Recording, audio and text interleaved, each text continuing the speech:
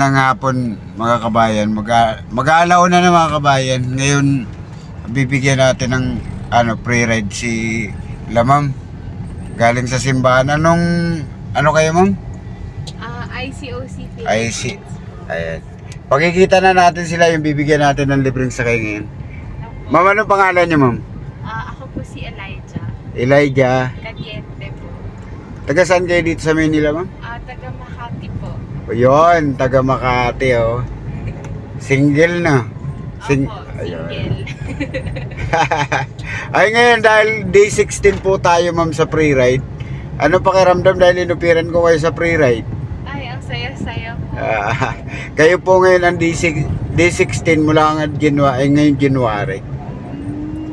Swerte naman po. Napapasok ng 2024. Nag-aaral pa si ma'am. Opo, nag-aaral. Anong course?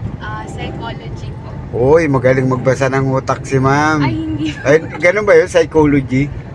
More on studying po yung Okay lang, ma'am. Hindi ko kayo pakikita dyan. human interactions. Basta Yeah. about being human po. Yun. Hindi lang sa brain. O yun, ang galingan nyo, ma'am, ha? Para shoutout nyo yung mga classmate nyo, ma'am. Shout out po sa mga blockmates ko. Gawa na tayo, Rex. Ayan. Anong masasabi nyo dahil first time nyo sa pre-ride, ma'am, no? Opo. Siyempre masaya po. Ano din eh. Kanina, tinanggihan kami kasi namimili po ng pasahero. Tapos yung ngayon, next pala, free ride naman. Blessing ni God. saan kayo sa Makati, ma'am? Dyan po sa may PRC. Sa PRC. Ngayon lang nyo nalaman na may nagbibigay ng pre-ride, ma'am, no? Opo, ngayon lang. Ngayon lang kami naka-experience ng may free ride. Ayan mga kabayan, ang bahagi natin ng video ngayon, isang taga PRC Makati. May kasama siya pero Shy type.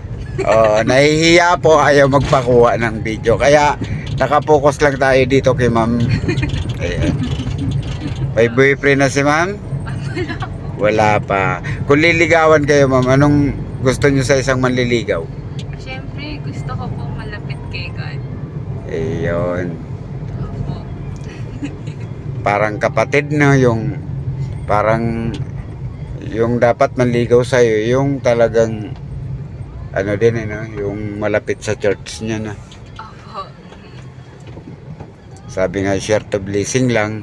Tama-tama mo kayo galing sa simbahan. Pupunta kayo dito sa at kayo ngayon ang nakachamba sa akin.